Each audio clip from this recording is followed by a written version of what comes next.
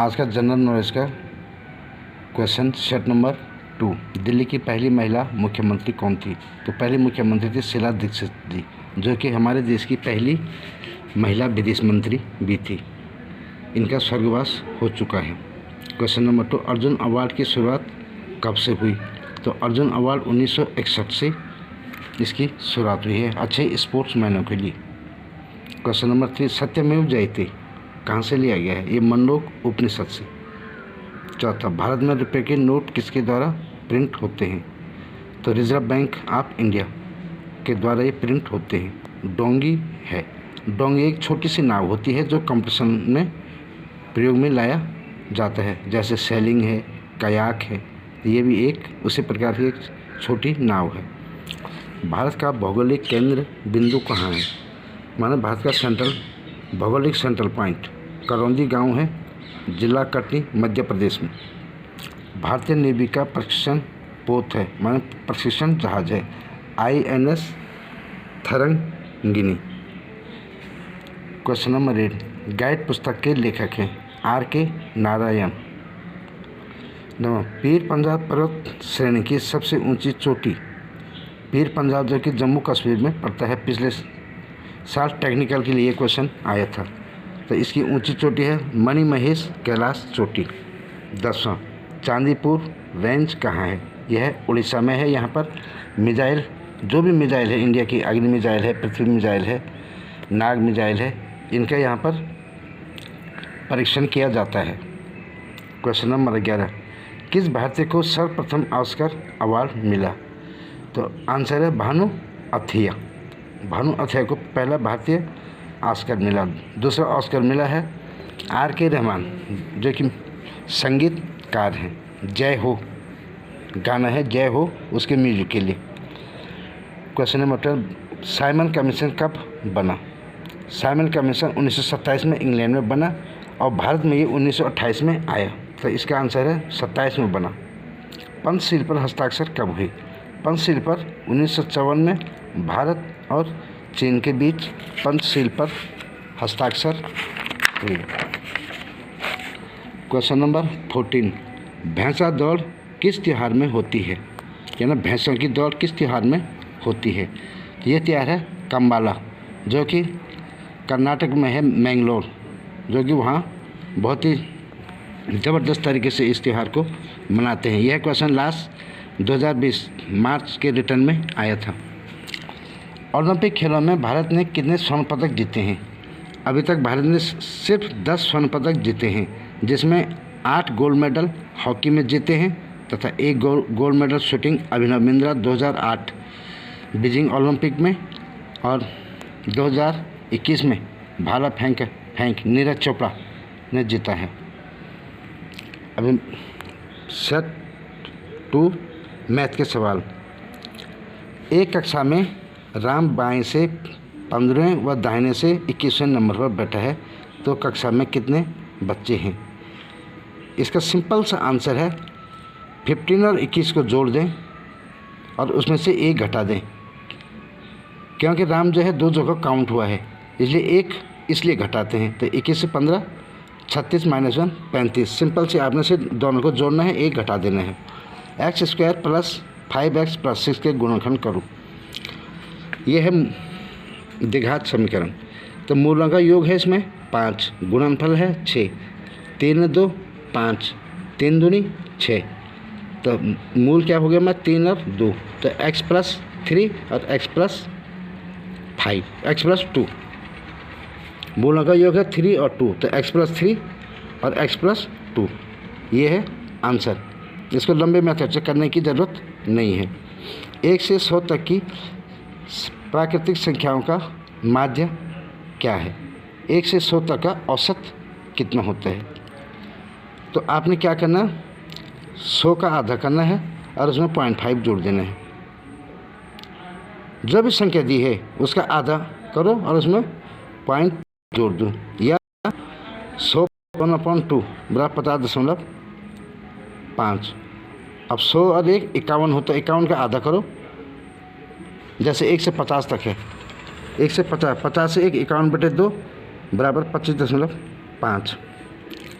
चौथा, 400 रुपये का 20% क्या है? तो 400 गुना 20/100 80 रुपया, या 2 0 काट दो, 200 को 80।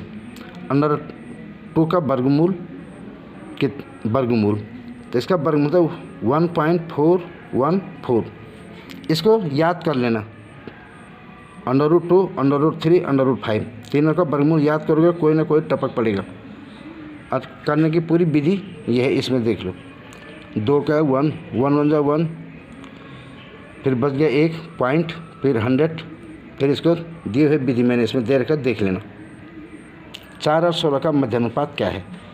4 और 16 का मध्यानुपात क्या है? इसमें 16 × 4 64, उसका वर्गमूल कर दो 8। दूसरी विधि है 4 दूनी 8 दूनी 16, तब 20 में क्या है? 8 है। 4 दूनी 8, 8 दूनी 16, 4 से भी 2 बार गुना है और 8 से भी 2 बार गुना है। जैसे 3 और 12 का कितने हैं? 12 36 का √ तो 6, 3 दूनी 6, 6 दूनी 12। क्वेश्चन नंबर 7, 5 मीटर पर सेकेंड को किलोमीटर पर हावर्स में बदलो। इसका सूत्र है 18/5। तो m गुना 18/5 मैंने 5 गुना 18/5, 5 से 5 कट जाएगा, बच जाएगा 18, तो 18 किलोमीटर पर हावर्स। और किलोमीटर को मीटर में बदलना है तो 18/5 की जगह 5/18 हो जाएगा। किलोमीटर गुना 5/18। एक आयत का परिमाप 88 सेंटीमीटर है तथा लंबाई और चौड़ाई का अनुपात 7 और 4 है, तो लंबाई और चौड़ाई का अंतर क्या है? सबसे पहले हमने एक लंबाई एक चौड़ाई लेनी है। इसमें परिमाप 2 लंबाई और 2 चौड़ाई का 88 दे रखा था, तो एक लंबाई एक चौड़ाई का हो जाएगा, 2 से भाग दो, 88/2 बराबर आएगा 44, और 7 और 4 को जोड़ दो, तो 44 गुना 7/11। 44 से 11 काटेंगे तो 4 आएगा, 7 से को 28, और दूसरे में 7 से को 28, दूसरे में आएगा 4 से को 16, तो 28 में से 16 गया 12, तो अंतर लंबाई चौड़ाई का अंतर है 12। ये दूसरी विधि दे रखी है, ये भी देख लो, इसमें भी सेम आंसर एक ही आएगा। एक अर्धवृत्त माने हाफ सर्कल की त्रिज्या 14 सेंटीमीटर है,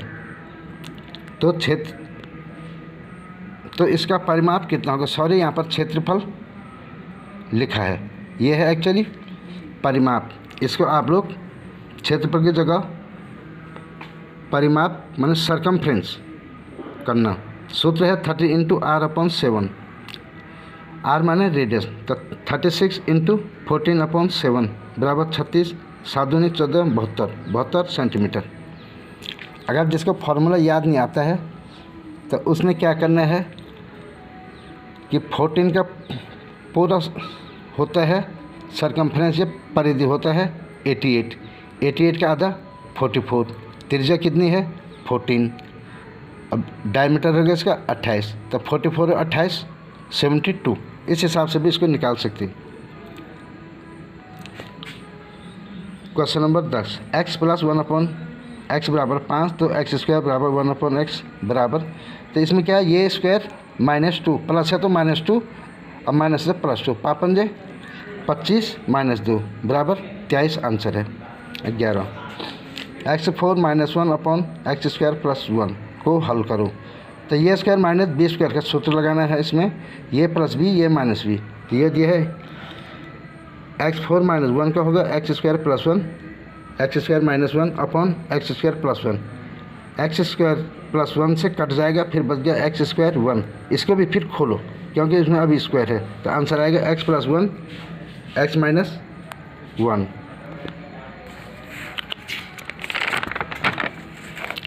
क्वेश्चन नंबर 12, 44 विकर्णों वाले बहुभुज में कितनी भुजाएं होती हैं? 44 विकर्णों वाले बहुभुज माने पॉलीगन में कितनी भुजाएं होती हैं? विकर्ण माने डायगोनल्स, तो इसका सूत्र x² - 3x - 88।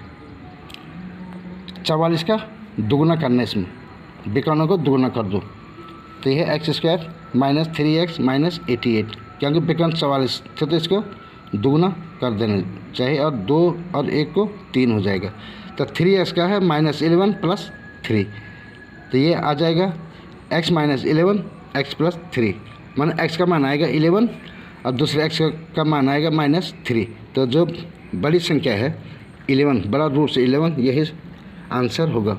अगर इसको चेक करना है कि 44 है या नहीं है, तो इसका सूत्र 11 × 10/2 - 11, n -1/2 - n, ये सूत्र है इसका। तो ये 55 - 11 = 44 आ जाएगा।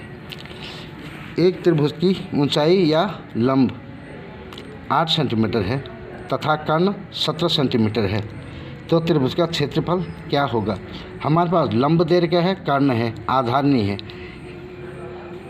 समकोण त्रिभुज का क्षेत्रफल है 1/2 गुणा लंब गुणा आधार। तो हमने पहले आधार निकालना है। आधार निकालने के लिए 17 का स्क्वायर - 8 का स्क्वायर, 289 - 64 बराबर कितना है? 225, √200 पे 15। अभी बेस आ गया 15, तो 1/2 × 8 × 15 बराबर 60 सेंटीमीटर। ये देखो पूरा सोल्व किया है यहाँ पर क्वेश्चन। पहले आधार निकालना है। आधार या लंब हमेशा निकालना, तो कर्ण का स्क्वायर माइनस आधार का स्क्वायर या लंब का स्क्वायर, फिर इसको √ कर देना है। क्वेश्चन नंबर 14, 239 को रोमन में लिखो। रोमन में 200 को लिखते हैं C, तो 2 है तो 2C हो गए। उसके बाद है 39 मतलब 30 + 9, तो x का मान होता है 10 10 10। फिर लास्ट में है 9, फिर 9 ऑलरेडी तुम जानते हैं 9 क्लास 10 9 का होता है x के पीछे i x, तो ये हो गया 239 को रोमन में लिखते हैं। रोमन में कभी कभी आता है रोमन में लिखने के लिए।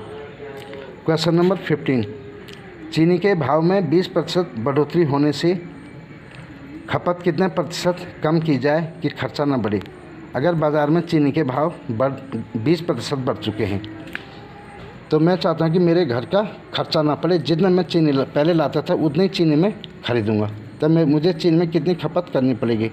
इसका सीधा सिंपल से है 20%, 20 × 100 बटे, अगर चीनी के भाव में बढ़ोतरी है तो नीचे 100 में 20 जुड़ जाएगा। अगर भाव कम है तो 100 में 20 घट जाएगा। यहाँ पर बढ़ रखा था 20 × 100/20 + 100, तो 20 × 100/120 बराबर 16.66%। और यदि भाव घट गई तो 20% घटे तो नीचे 80 आएगा। 20 × 100/80, 20 × 100/80 बराबर 25%। तो हम 25% ज़्यादा चीनी खरीदेंगे। जैसे हम पहले 4 किलो खरीदते थे, तो अभी 25% बढ़ गया, तो हम अभी 5 किलो खरीद सकते हैं। यह वीडियो बहुत ज़्यादा लंबा होगा। साइंस और बौद्धिक का क्वेश्चन पेपर मैं अगले वीडियो में दे रहा हूँ।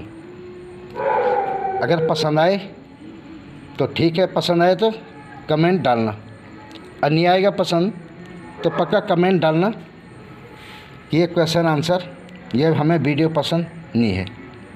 Okay, bye.